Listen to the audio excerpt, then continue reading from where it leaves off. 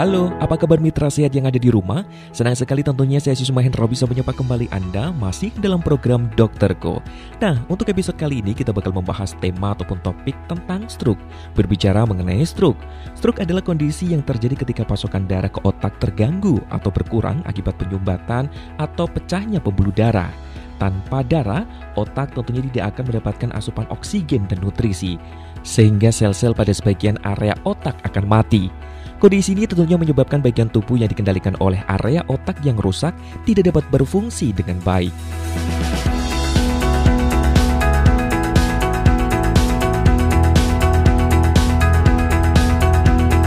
Stroke adalah kondisi gawat darurat yang perlu ditangani secepatnya karena sel otak dapat mati hanya dalam hitungan menit.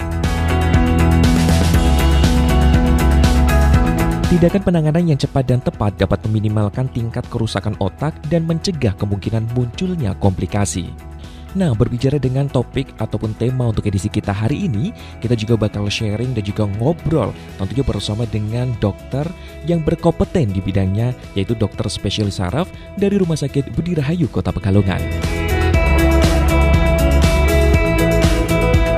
Terima kasih banyak pemirsa untuk Anda yang masih setia bersama kami, masih dalam program Dokterku. Berbicara mengenai stroke, ada faktor resiko penyakit stroke. Terdapat beberapa faktor yang meningkatkan resiko stroke. Selain stroke, faktor resiko ini juga dapat meningkatkan resiko serangan jantung. Nah, apa saja sih faktor-faktornya? Yang pertama yaitu faktor kesehatan, yang meliputi hipertensi, diabetes, kolesterol tinggi, obesitas, penyakit jantung seperti gagal jantung, penyakit jantung bawaan, infeksi jantung, dan atau aritmia.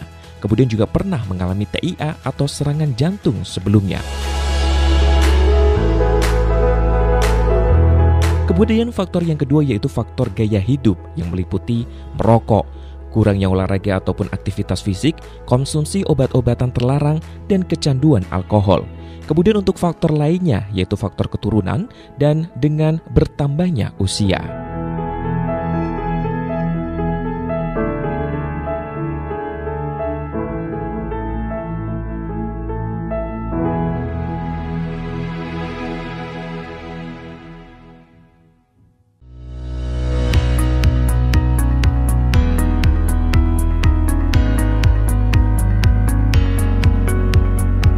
Masih dalam program Dokterku. Nah, untuk episode kali ini, kita bakal membahas tentang topik ataupun tema yaitu stroke. Sama dengan siapa? Tentunya dengan narasumber yang berkompeten di bidangnya.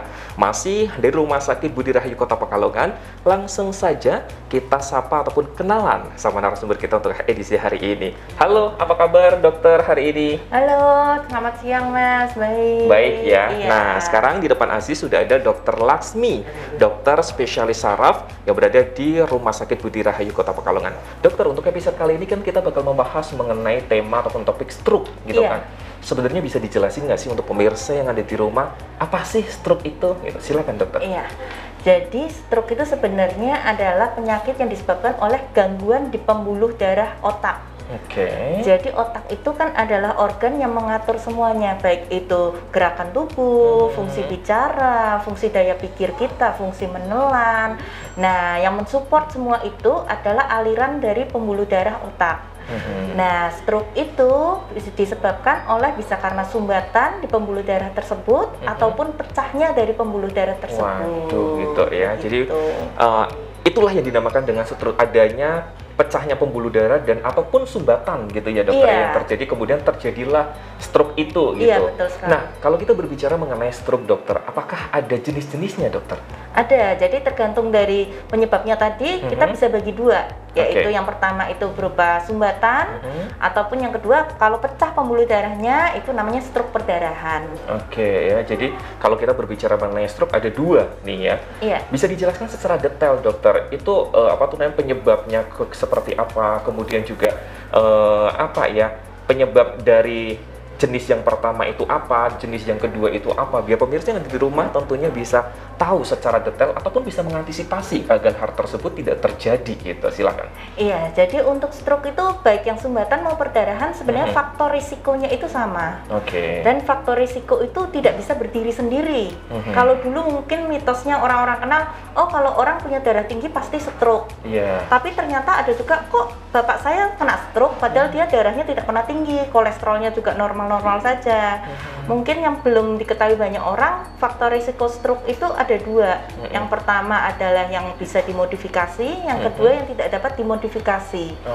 Yang dapat dimodifikasi itu apa? Maksudnya yang bisa diobati. Misalkan orang tersebut memang punya penyakit kolesterol, maka bisa dengan memperbaiki gaya hidup, minum obat kolesterol, atau punya penyakit jantung, harus kontrol ke dokter jantung atau dokter penyakit dalam, atau misalkan punya penyakit gula, ya gulanya harus terkontrol.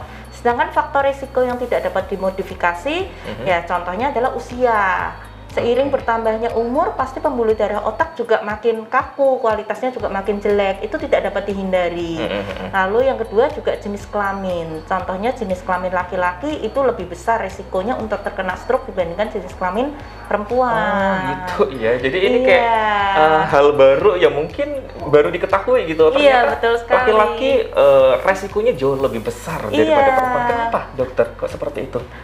Tidak diketahui secara pasti, cuman berdasarkan penelitian secara luas di seluruh dunia, mungkin diambil sampel sekian banyak, memang lebih banyak dijumpai stroke itu pada laki-laki. Ya ini berarti untuk pemirsa yang ada di rumah ataupun bapak-bapak, ya anak muda laki-laki harus lebih waspada ataupun lebih hati-hati gitu ya dokter ya. Karena berdasarkan penelitian dunia bahwa laki-laki memang lebih cenderung lebih banyak bisa terkena stroke gitu ya. Nah, kalau berbicara mengenai penyebabnya dokter, ataupun apa ya gejala-gejala dari stroke itu seperti apa saja sih dokter? Gejalanya kembali lagi seperti yang tadi saya jelaskan, otak itu kan mengatur semuanya ya. Bisa ada area yang mengatur gerak, ada yang mengatur bicara, ada yang mengatur daya pikir. Nah, pada saat terjadinya stroke, entah itu sumbatan, entah itu pecahnya pembuluh darah, tergantung area mana yang terkena. Misalkan area yang terkena itu area bicara, maka gejala yang muncul adalah gangguan bicara. Tetapi kalau misalkan lebih luas lagi yang terkena area bicara, area gerak, maka bisa terjadi kelumpuhan, bicaranya juga sulit. Misal kena area menelannya juga sulit. Jadi kalau umpamanya kita berbicara mengenai gejala masing-masing ya dokter ya. Betul. Tergantung terkenanya stroke-nya itu dalam penyumbatan darah ataupun pembuluh darahnya pecah gitu ya. Itu yang bisa diketahui gejalanya apa saja. Nah, dokter, pertolongan pertama ketika seseorang itu terkena stroke biasanya apa saja? Apa yang harus dilakukan gitu? Jadi pertolongan pertama yang dilakukan jika ada tetangga, ada keluarga yang terkena stroke, yang kita bisa lakukan pertama kali adalah hubungi fasilitas kesehatan terdekat, terutama rumah sakit.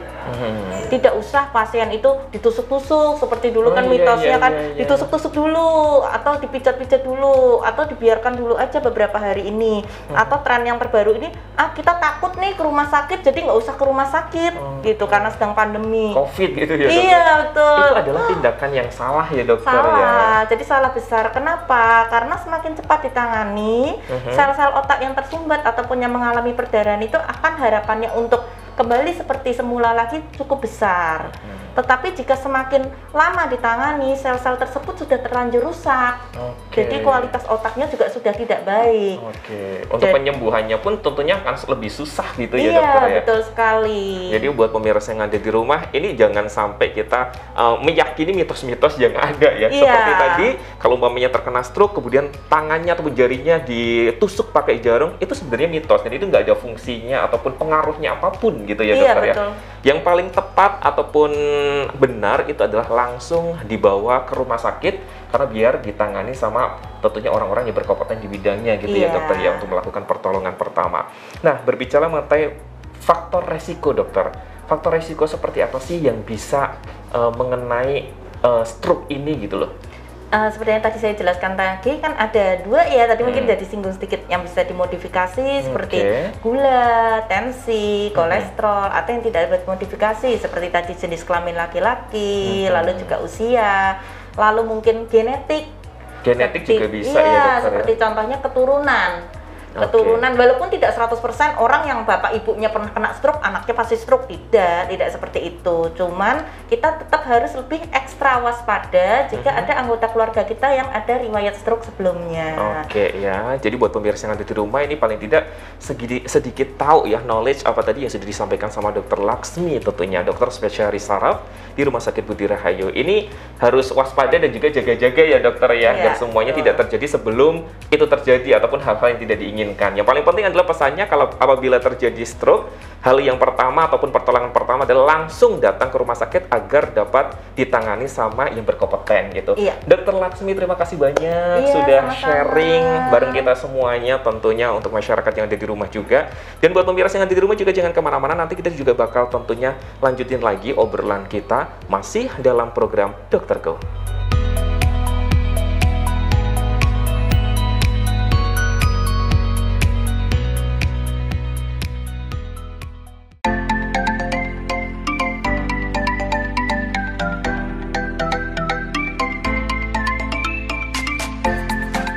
Kita lanjutin lagi masih di program Dokterku. Nah, kalau tadi kita sudah ketemu ataupun sharing dan juga ngobrol bersama dengan Dokter Laksmi, dokter spesialis saraf dari Rumah Sakit Budi Rahayu Kota Pekalongan.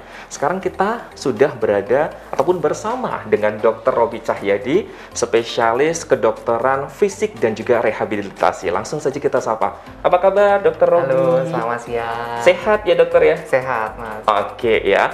Dokter Robi sudah di hadapan kita, otomatis kita bakal ngobrolin ataupun tentunya tindakan lanjutan pasca terkena penyakit stroke gitu. Betul, ya dokter ya? Betul ya? Sekali, Oke, dokter, kalau kita berbicara tentang penyakit stroke, otomatis semua orang tidak pengen gitu kan terkena penyakit stroke itu. Betul. Nah, kalau umpamanya sudah didiagnosa, kemudian rehabilitasinya seperti apa sih dokter, bisa dijelaskan? Silakan. Baik, nah sebelum kita masuk ke rehabilitasi, saya jelaskan terlebih dahulu tentang rehabilitasi medik.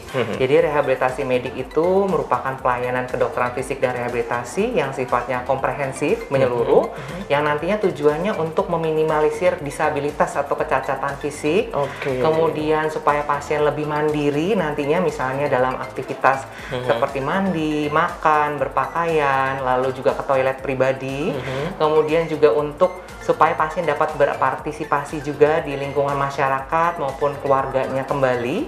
Misalnya pasien berperan sebagai guru, dia bisa berperan kembali sebagai guru dan juga meningkatkan kualitas hidupnya. Namanya juga direhabilitasi gitu. Betul. Kalau bisa memang dikembalikan lagi seperti semula Betul gitu ya dokter sekali, ya. Mas Dokter, Aziz. apakah penting ataupun perlu gitu semua pasien-pasien yang terkena stroke itu melakukan rehabilitasi? Silakan. Betul sekali Mas Aziz. Jadi penting sekali dilakukan rehabilitasi medik pada pasien-pasien pasca stroke. Karena seperti tadi tujuannya, karena pasien dengan stroke itu akan mengalami banyak sekali gangguan fungsi.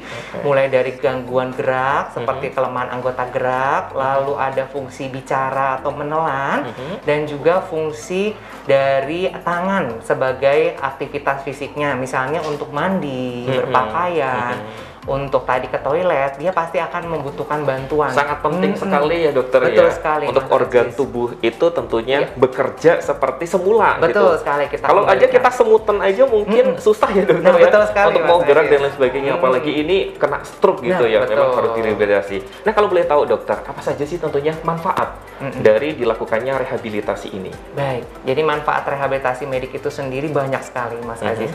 Antara lain, satu, kita akan membuat pasien yang tadinya misalnya fungsi lemah anggota geraknya, tadinya misalnya sangat-sangat ketergantungan pada keluarganya, kita buat kembali supaya dia bisa bergerak, mobilisasi seperti dari berbaring ke arah duduk, duduk ke berdiri, berdiri ke berjalan kembali. Nah, itu yang pertama. Yang kedua, ada misalnya gangguan pada makannya.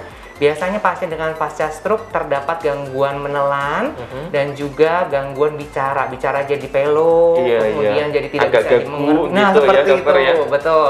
Dan terakhir, biasanya pasien tidak bisa berpakaian sendiri, ke toilet sendiri. Banyak pasien-pasien yang rehabilitasi medik dengan cara dibopong atau memakai kursi roda, sehingga itu akan sangat mengganggu aktivitas fisiknya. Nah, itulah peran di situ rehabilitasi medik. Kita akan meminimalisir supaya pasien tersebut bisa secara mandiri kembali lagi ke lingkungannya. Nah, seperti itu. Jadi memang kalau berbicara manfaat, sebenarnya pertanyaan ini nggak usah ditanyakan ya dokter ya. Banyak banget manfaat tentunya ketika ketika penyandang penyakit stroke ini melakukan rehabilitasi. Betul sekali, Mas. Nah, dari kapan dan sampai kapan dokter dari penyandang stroke ini melakukan rehabilitasi? Baik, terima kasih. Nah, jadi pasien-pasien stroke akan kita mulai rehabilitasinya sebenarnya mulai dari rawat inap, Mas Aziz. Dari rawat inap. Betul, ya? Jadi begitu masuk rawat inap, mondok, biasanya nanti akan ditangani oleh dokter spesialis saraf atau neurologi terlebih dahulu. Lalu di sana nanti biasanya akan dikonsulkan ke saya, ke dokter spesialis kedokteran fisik dan rehabilitasi, untuk kita mulai nanti dari fungsi mana aja nih yang harus kita nilai, kita assessment. Lalu setelah pasien pulang, rawat jalan, itu nanti juga akan continue, lanjut kembali. Mana aja nih fungsi-fungsi dari pasien tersebut yang masih terganggu. Tadi seperti apakah masih ada anggota gerak yang lemah, apakah bicaranya masih pelo, apakah masih belum bisa berpakaian pribadi, dan seterusnya, Mas Aziz. Ya, jadi memang dari awal didiagnosa terkena stroke itu langsung dilakukan rehabilitasi ya, betul, dokter ya? Sedini mungkin. Sampai dengan tentunya kalau bisa sembuh total. Betul gitu. sekali, Mas ya. Aziz. Ya, tentunya manfaatnya tadi juga sudah dijelaskan sama Dokter Robi, sangat banyak sekali rehabilitasi. Tapi ada nggak sih dokter pasien yang terkena stroke ini yang tidak mau direhabilitasi itu? Pernah nggak dokter menemui pasien seperti itu gitu? Dan bagaimana mengatasinya? Baik, nah memang pasien beragam dengan penyakit stroke, karena tadi juga pasien yang terkena stroke banyak gangguan, ada gangguan memori, ada gangguan mood ya, kadang-kadang moodnya tidak baik. Ada beberapa pasien yang mengeluh keluarganya, aduh saya tidak mau direhabilitasi, tapi saya jelaskan kembali ke pasien tersebut, Bapak, Ibu, ada baiknya semenjak dini kita rehabilitasi. Dengan cara begini, nanti Bapak dan Ibu tidak akan ketergantungan dengan akan bisa keluarga. Beraktivitas seperti semula ya dokter ya. Last question nih dokter, ataupun pertanyaan terakhir. Nah, rehabilitasi seperti apa sih dokter yang dilakukan untuk pasien stroke? Silakan. Nah, baik. Untuk rehabilitasi medik sendiri, nanti saya sebagai dokter spesialis kedokteran fisik dan rehabilitasi akan mengassessment terlebih dahulu nih. Kita analisis bagian fungsi mana aja yang terkena dampak dari stroke tersebut. Apakah tadi anggota gerak motoriknya, apakah tangannya sebagai kunci dari aktivitas kehidupan sehari-harinya, atau menelan dan bicaranya. Nah, bila nanti lemah anggota gerak, nanti kita akan bekerja sama dengan tim rehabilitasi medik bernama fisioterapi. Nah, fisioterapi sendiri nanti akan mempunyai suatu alat, namanya alat modalitas seperti inframerah, digetar, itu akan membangkitkan kembali saraf-sarafnya. Betul. Ya, tentunya tidak bisa bekerja ataupun belum bekerja dengan baik. Betul. Ya, dokter. Nah, yang kedua ada namanya terapi okupasi, itu nanti untuk membetulkan kembali tangan untuk beraktivitas sehari-hari, dan terakhir ada terapi wicara untuk membetulkan fungsi bicara dan menelannya pasien. Itu dia. Sudah sangat jelas sekali buat pemirsa yang ada di rumah. Ya, kita sih berharapnya tidak ada masyarakat yang terkena stroke ya dokter. Tapi kalau mamanya dikenain penyakit seperti itu, paling tidak sudah tahu harus seperti apa. Betul sekali. Dokter Rogi, terima kasih banyak. Terima kasih sekali, Mas Aziz. Knowledge ataupun pengetahuan sharing untuk kali ini sangat bermanfaat sekali untuk pemirsa yang ada di rumah. Sukses selalu dan sehat selalu untuk Dokter Rogi ya. Dan buat pemirsa yang ada di rumah juga tidak terasa saya harus pamit undur diri dari hadapan pemirsa. Jangan sampai lupa tentunya untuk terus saksikan program Dokterku hanya di Batik TV. Dan saya Aziz Mahendra pamit. Wassalamualaikum warahmatullahi wabarakatuh dan sampai jumpa.